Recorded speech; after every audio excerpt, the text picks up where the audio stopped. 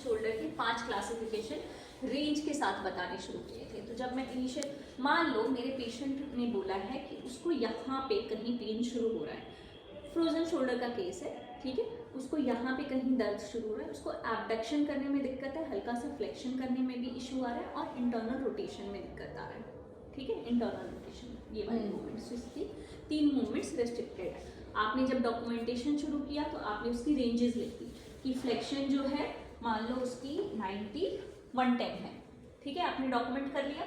जब आप एबडक्शन पे गए तो मान लो आपने 70 डिग्री लिखा कि इतना मेरा रेंज है, ठीक है, और आपने रोटेशन लिख दिया कि वो 50 डिग्री है या 40 डिग्री।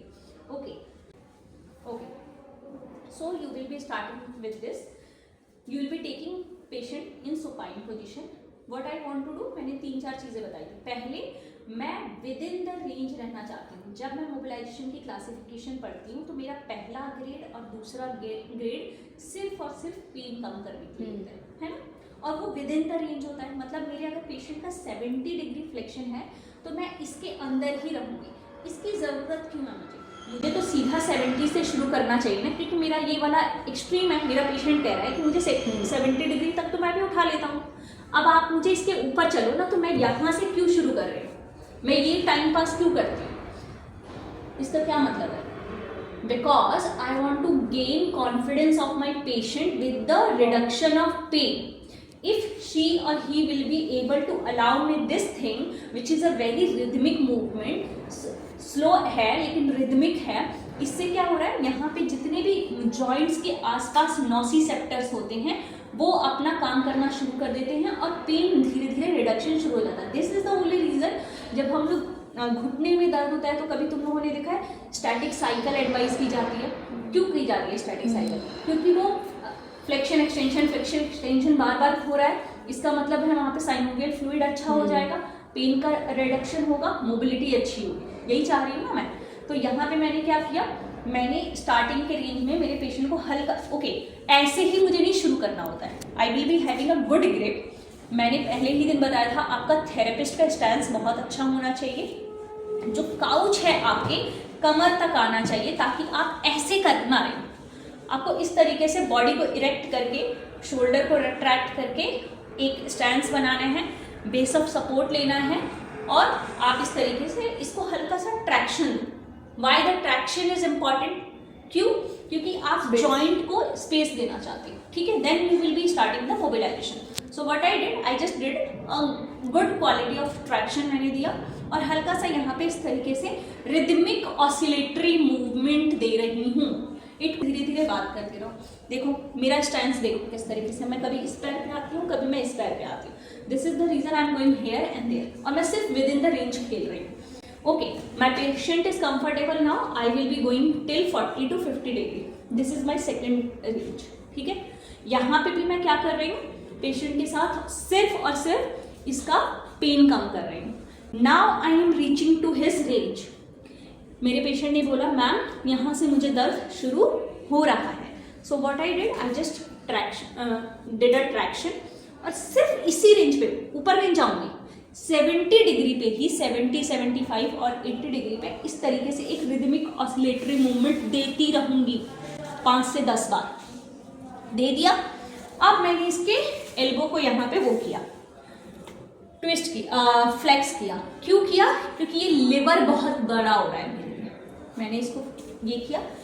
इसको करने से अब ये पेशेंट मुझे कहीं से होल्ड कर सकता है, तो मैंने बोला आप मुझे पीछे से होल्ड कर दीजिए। If you are not comfortable you will be again putting a towel here and then asking your patient to hold it. Why you will be saying your patient to hold me? Because this way she will be able to grab you, एक grab आ जाएगी और वो आप इसको इस तरीके से distract कर पाओगे और इसकी स्टेबिलिटी बनी रहेगी, है ना। तो पकड़ो मुझे अच्छे से।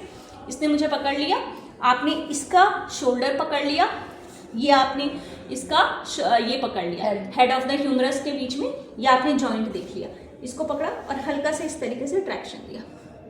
ट्रैक्शन आ गया शोल्डर के और इसके बीच में।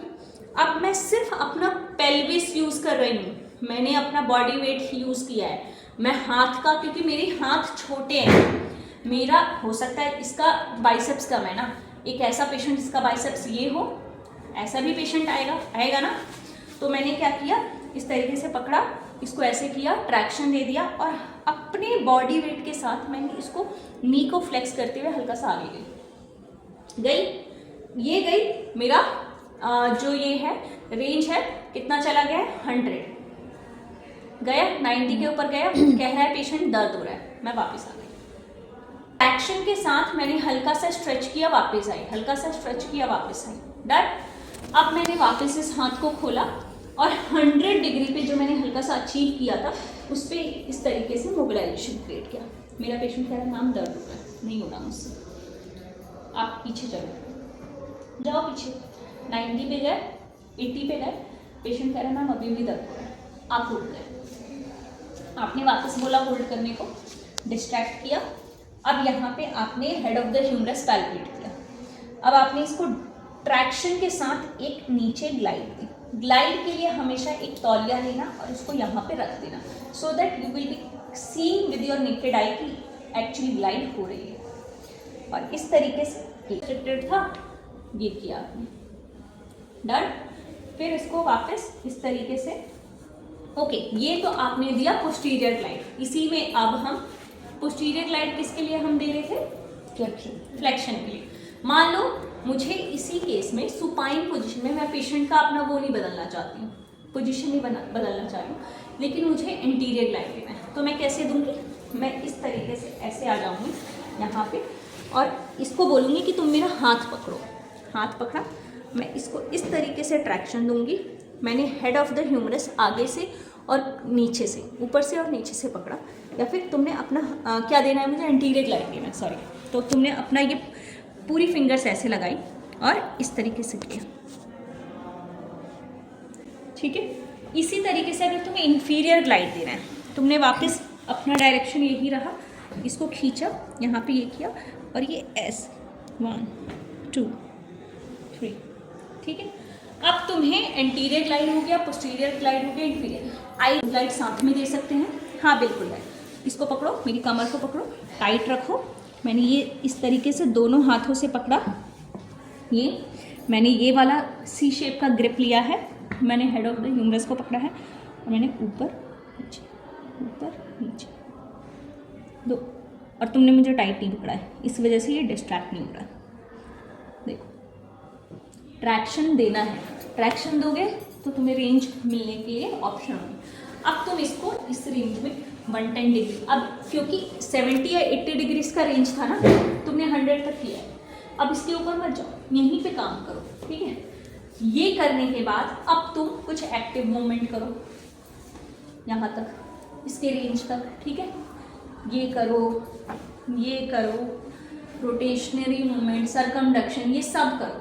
लेकिन इस पूरे आधे घंटे के सेशन में आप सिर्फ 10 मिनट की एक्चुअली शोल्डर मोबिलाइजेशन करोगे, फिर एक्टिव रेंज ऑफ मूवमेंट्स करोगे पैसिवली, क्योंकि आप लेटा के कर रहे हो, फिर पेशेंट को बिठाओगे, बैठो। इसीलिए होती है क्योंकि इसमें पेशेंट अपने आप को असिस्ट करके कर रहा है, ठीक है। तो ये कर लिया सामने से, ये कर लिया सामने से। इसमें भी तरीका क्या होता है, बेसिकली आपने इस तरीके से शुरू किया, ये इस तरीके से गए, यहाँ पे रीच कर लिया, इसके ऊपर तो नहीं जा रहा मेरा, मैं हल्का सा और पास कर, फिर इसको गई। ये आपका जो शोल्डर का कैप्सूल है ना, ये स्ट्रेच होना चाहिए। जो एंटीरियर कैप्सूल है वो आपका बेसिकली स्ट्रेच होना चाहिए, दबाव पड़ेगा, खींचेगा तब वो स्ट्रेच होगा ना। उसके बाद आप ये वाली मूवमेंट्स बताते हो, ये वाली बताते हो, ताकि ये एक्टिव मूवमेंट इसकी डेली लाइफ का रूटीन में है। और आप घर के लिए एडवाइस करते हो कि सुबह दोपहर शाम ये सब करना है, ताकि आपका जो मोबिलाइजेशन मैंने किया है ना, वह वापस अपने डिग्री पे ना आ जाए। खत्म। तो ये होता है आपका शोल्डर मोबिलाइजेशन विथ